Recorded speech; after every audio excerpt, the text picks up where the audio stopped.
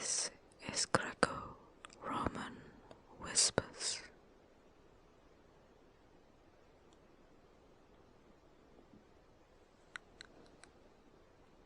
Wrestling is thought to be the oldest sport in the world, and it isn't hard to see why, because it needed very little preparation. In its most simplified form, it required just 2 players, no spectators, no equipment, no umpire, no records, and unlike other early sports, like foot races, wrestling did not require a lot of space. It was just man against man, a test of physical strength, endurance, and mental cunning, where 2 men pitted their wits against one another. It's as animalistic as a sport can be, I think.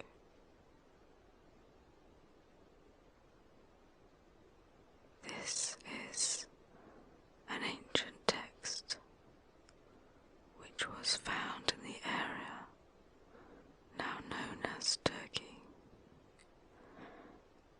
It was written in Greek on an 18-inch wide fragment of papyrus and dated to between 100 and 200 AD. It's a list of instructions on how to wrestle, making it the oldest written evidence of a sport anywhere in the world.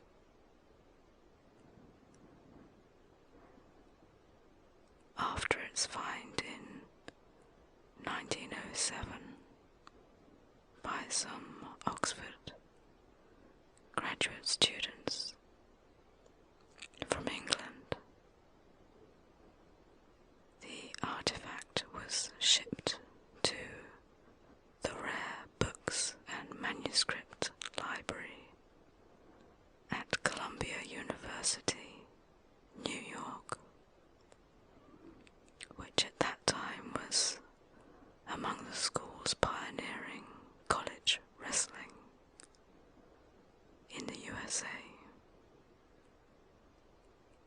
There are lots of artifacts that have been found portraying wrestling in ancient Greece, and this is just one of many examples, and it's an ancient cup showing 2 athletes wrestling. It's by Epictetus from 530 BC. Women were also wrestlers, and they wrestled with each other and also with men. All wrestlers fought naked, but it wasn't just mere mortals that were engaging in this activity. And here is one of the greatest Greek artifacts to have been found from 500 BC. It's a calyx crater by the famous Greek painter Euphronius, and it depicts the Greek hero Heracles wrestling with Antaeus. Wrestling was not just a sport. It was an art that drew parallels between the struggles of man and the battles of the heroes and gods.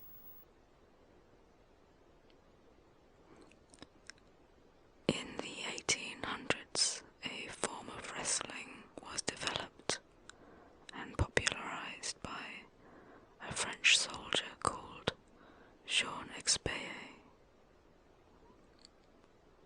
It was not a million miles from the wrestling of ancient civilizations around the Mediterranean Sea and the ancient Greek Olympics, but there were variations in the rules.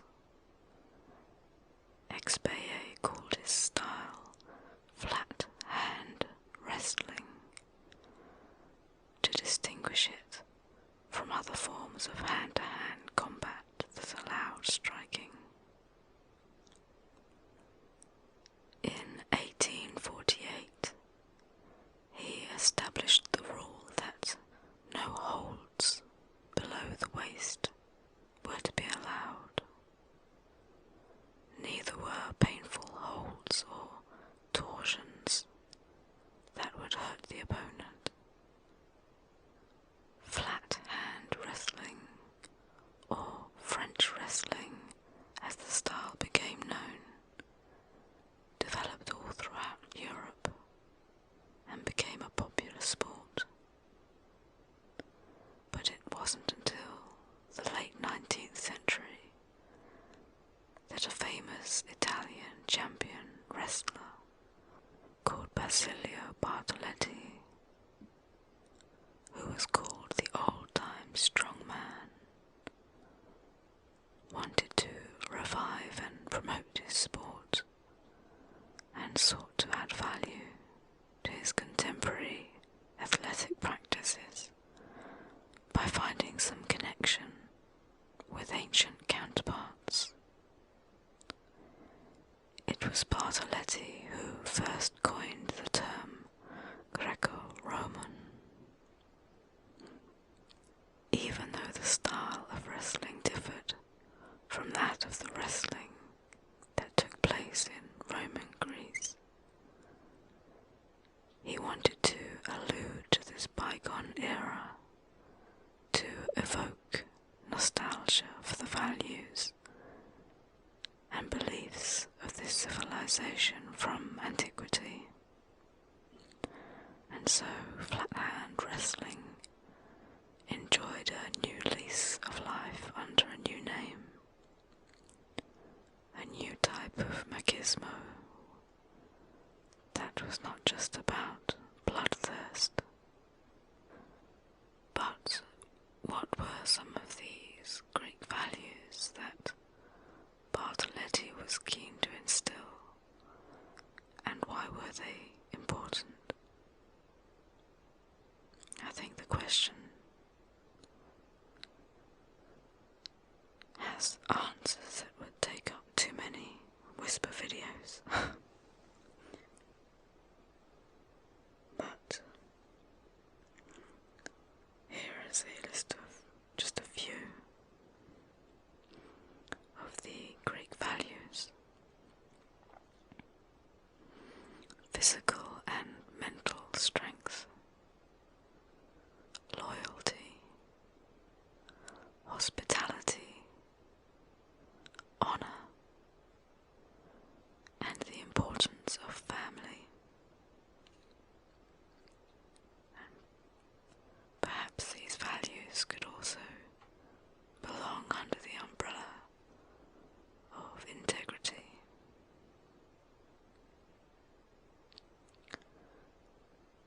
Sadly, there is no film footage of the first Greco-Roman wrestling matches, but photos survive from the 1800s of some of the most famous Greco-Roman wrestling champions of the day. This is William Muldoon, and he was a prolific wrestler and beat most of his opponents put in front of him. This photograph is from 1887. As you can see, he is clad in Roman attire with a Mediterranean studio backdrop. While his marketing seems quite gimmicky, the fighting was not. And this is Clarence Whistler. He was renowned for his exceptional strength and his indifference to pain, and also his tragic death. And Whistler was Muldoon's main rival. They shared 3 wrestling bouts in their careers that lasted for a total of 14 agonizing hours during the 1880s. After Whistler's death, he was memorialized by fellow athletes, including Muldoon, and the sports world at large as the most courageous athlete of his time. Now this is an interesting one. This is a man called Eugen Sandow. He was a very accomplished wrestler at the beginning of his career, but an injury to his arm while he was breaking an opponent's ribs forced him to rethink his vocation. He decided to turn his attentions to becoming the Grecian ideal. And like Bartoletti, he was known as another of the strong men of the day. Sandow's resemblance to the physiques found on classical Greek and Roman sculpture was no accident, as he measured the statues in museums and helped to develop the Grecian ideal as a formula for the perfect physique. Sandow built his physique to the exact proportions of his Grecian ideal, and he is considered the father of modern bodybuilding, as one of the first athletes to intentionally develop his musculature to predetermined dimensions. He wrote 2 books, one called Strength and How to Obtain It, and the other being called Sandow's System of Physical Training. And in these books he laid out specific prescriptions of weights and repetitions in order to achieve his ideal proportions.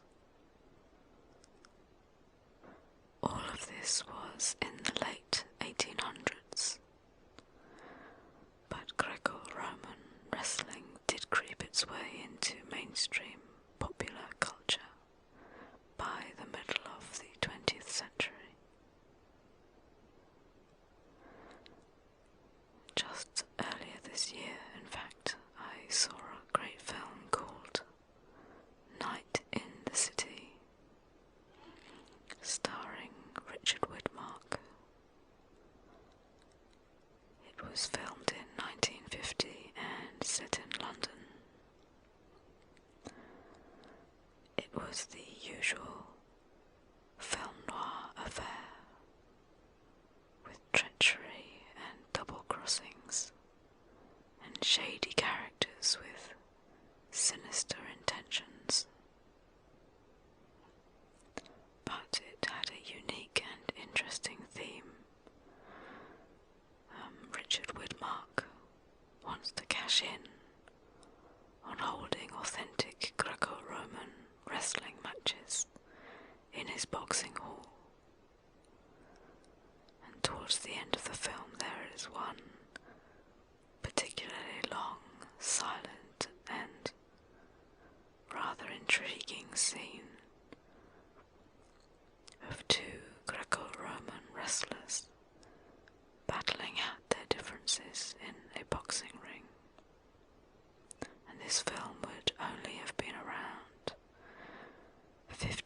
years or so from when Bartoletti first used the word. But by far the most influential film to include Greco-Roman wrestling surely has to be Ken Russell's adaptation of D.H. Lawrence's Women in Love. There is a very memorable wrestling scene between Alan Bates and Oliver Reed, naked and lying on a rug by the fireplace, and the film caused a lot of controversy at the time, not least because of the fierce homoerotic overtones. I wonder though if, perhaps, Ken Russell was closer to the truth of ancient Greek wrestling than he was given credit for. Certainly, homosexuality was given an entirely different and more positive treatment in ancient Greece than it's given today in most societies. And Russell's film also celebrated, through his subject's nudity, the beauty of the masculine form, which was extremely prevalent in Greek and later Greco-Roman culture. Some of the world's most beautiful and awe-inspiring sculptures of the nude male body were created during this wonderful period in history.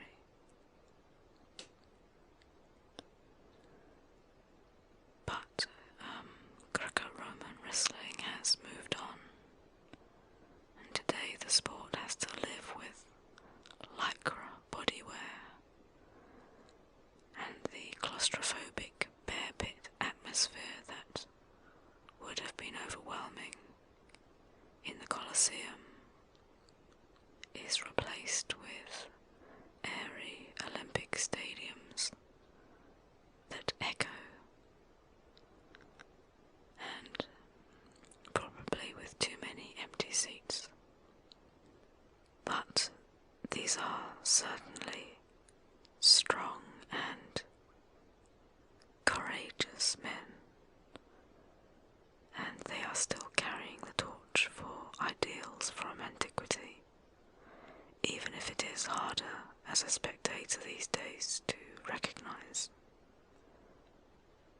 At any rate, Greco-Roman wrestling is still going strong and gaining exposure as a popular combative art, and its appeal is universal.